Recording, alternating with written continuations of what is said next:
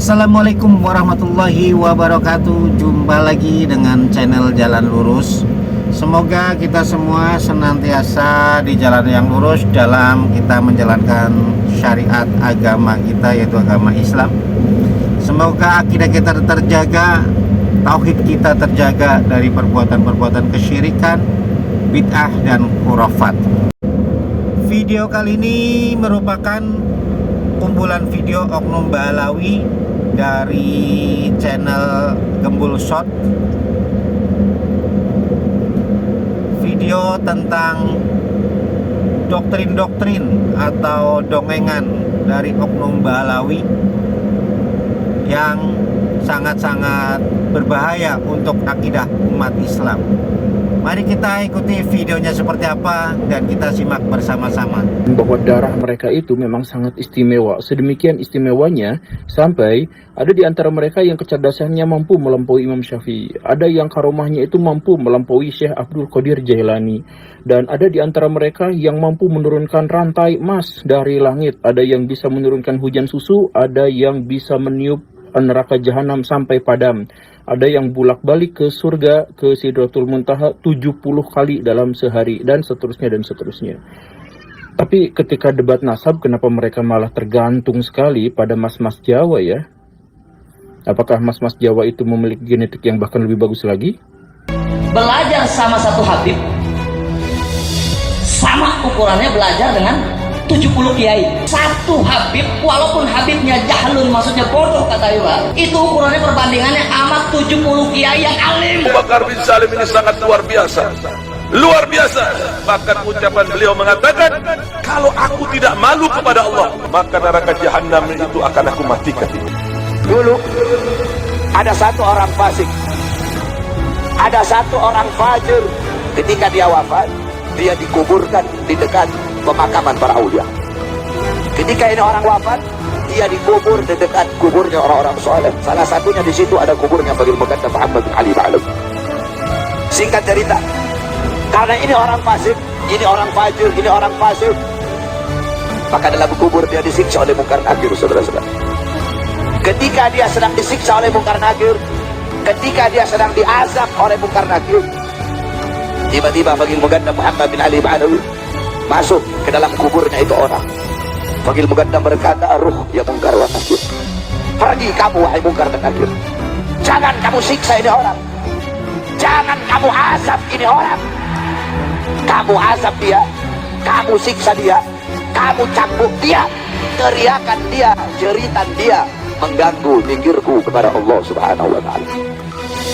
Itu orang fasik dapat syafaat gara-gara kuburnya dekat dengan kuburnya orang soleh. Al-Imam Faqihil Muqaddam adalah orang-orang yang besar. Beliau adalah orang-orang yang hebat. Bahkan diceritakan beliau pernah mi'raj, saudara-saudara, bertemu dengan Allah dalam satu hari 70 kali, saudara-saudara. Sehingga banyak para ulama, banyak orang-orang soleh di zaman beliau, di masa beliau, berkunjung kepada beliau untuk mengambil manfaat, untuk mengambil barokah daripada ilmu-ilmu beliau. Al-Imam Muqaddam Tsani Habib Abdurrahman Segaf di umur 7 tahun mengkhatamkan Al-Quran dalam satu rakaat salatnya. Bisa kamu ikuti? Beliau la yanama la lailan wala naharan 33 sanatan. 33 tahun Habib Abdurrahman Segaf gak tidur. Ditanya Habib, kenapa kok Habib 33 tahun gak tidur? Jawab beliau, bagaimana saya bisa tidur? Melihat ke kanan surga, melihat ke kiri neraka, dalam riwayat melihat ke atas arasnya Allah Subhanahu wa ta'ala. Itu amalan beliau. Ibsan kita dikabarin sama muridnya, Beb, Maman meninggal. Innalillahi, Sianto orang baik, kata Habib Salim. Sekarang lagi diapain jenazahnya? Lagi pengen dibungkus, Beb. Ya udah, nanti kalau pengen dibungkus mukanya jangan ditutup dulu. Tungguin gue datang. Di bahasa Dawi nih. Datang Habib Salim kita. Lihat tuh jenazah tuh, pengen dibungkus, pengen ditutup kain kafannya. Beliau ambil kertas kecil, kertas kotak kecil, beliau tulis. Ada yang ditulis sama beliau, ditaruh di bawah kepalanya si jenazah. Tutup. Sebelum ditutup, habis beliau tulis, dia taruh ke kertas, beliau bilang, man, gue tahu lo ibadahnya berantakan, tapi lo cinta sama dzurriyyat Nabi Muhammad, ikhlas dari dalam hati. Nanti kalau malaikat munkar nakir datang nanya pertanyaan kubur, jangan lo jawab, man. Lo kasih surat dari gue, lo masuk surga tanpa hisab. Dijamin sama Habib. Ketika oleh beliau ada malaikat pencatat amal kejelekan, ditiburkan oleh Allah Subhanahu wa taala. Ini haknya Allah. Kalau dikatakan apakah mungkin? Mungkin. Apa yang nggak bisa? Apa yang nggak mungkin bagi Allah Subhanahu wa taala? Kalau Allah berkehendak, siapa yang bisa melanggar? Siapa yang bisa menghalangi? Kalau Allah berkehendak, kita harus umpang, kita percaya. Yang penting itu kalamnya Sayyidina Syekh. Dan yang penting lagi, nisbah kalam itu kepada Sayyidina Syekh benar. Bukan orang lain bercara mengatasnamakan Sayyidina Syekh. Syekh Bakar bin Salim ini yang menurunkan daripada marga Al-Hamid. Ketika beliau meninggal, ini anaknya pamer keramat. Ayo siapa nih yang kira-kira gantiin Abah? Al-Hamid ngeluarin rantai emas dari langit. Keramatnya Al-Hamid tuh, ngeluarin rantai emas dari langit sampai ke bumi. Subhanallah, niki Habib Ahmad dugi bandara. Pesawat niku pun ngeten. Biasanya tiang nek saking nyaman kados Habib saya tongkat ngeten. Nggih, ngertos tongkat. Agem tongkat. Tongkat Habib Ahmad. Bahasa di bahasa Indonesia kan gitu. Nek Ahmad As-Segaf ora wali, pesawatnya rak balik. Betul Mbak? Nek Ahmad membahasakan ya Mbak, Ahmad bin Abdurrahman As-Segaf ora wali, pesawatnya rak balik. Subhanallah Pak, saksi ini kata apa? Pesawat itu mundur Pak. Ora tahu kerungu cerita pesawat mundur. Pesawat maju, mobil mundur. Gitu. Niki pesawat itu mundur Pak. Ini biasanya mobil mundur atret gitu, pesawat atret rano, pesawat atret pedhe, gitu gue. Pesawat itu subhanallah mundur malih. Pilot ini bingung. Sedoyo niku sing bagian radar, bagian teng pundi niku lah mboten paham. Niku do bingung. Karena apa? Karomah Habib Ahmad bin Abdurrahman As-Segaf. Beliau itu polos orangnya. Lantas beliau ketika mau masuk dicegat, gak boleh, harus melihatkan keramatnya. Beliau angkat tangan kepada Allah Subhanahu wa taala sambil mengatakan, ya sama subbil laban walad Abdullah dakhal adan. Wahai yang menciptakan langit, yaitu Allah, turunkan hujan susu, turunkan hujan susu, turunkan hujan susu. Jaluk minta dihujani apa? Susu. Subbil laban, hujankan susu. Walad Abdullah dakhal adan, karena saya anaknya bapak saya Habib Abdullah bin Abi Bakar mau masuk ke kota ini. Gak lama dari selesai doanya beliau langsung hujan susu. Masya Allah. Beliau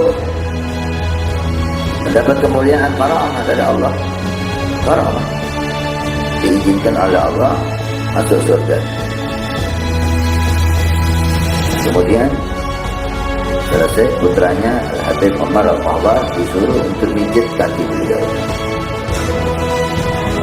Heran, obat seperti biasanya, apa? Kakinya warna kuning, kayak dikasih zafarah. Baunya baru. Apa? Ini warna apa? Dari mana? Apa ini? Dan ini minyak wangi, Pak. Pernah kita cium baunya di dunia. Ini dari mana? Ya waladi, kata Ibrahim, saya barusan mendapat nikmat dari Allah, diizinkan masuk surga. Insya ya, karena udah dekat dari surga, dengan surga udah dekat ibadah yang mana. Ini warna rumput surga. Bau harum ini bau harum rumput surga. Indonesia terbesar di dunia. Bangsa ini akan aman, bangsa ini akan sejahtera, bangsa ini akan makmur selama anak cucu Nabi Muhammad SAW tidak diganggu, tidak diusik, dimuliakan, dicintai, disayangi. Karena apa? Ada doa dari kakeknya, pemimpin kita semua, baginda Muhammad sallallahu alaihi wasallam. Mulai mengkoreksi Habibnya, mulai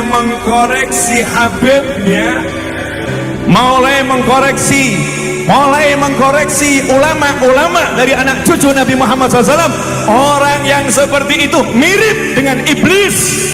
Aulia yang kita kenal di Indonesia ini, mereka itu aulia dari Yaman, Hadramut, terutama Tarim dan sekitarnya, Fagir Muqaddam, Muhajir Allah Indonesia, dan Pulau Jawa Indonesia ini dikatakan bintu tadi, ini punyanya Aulia tadi.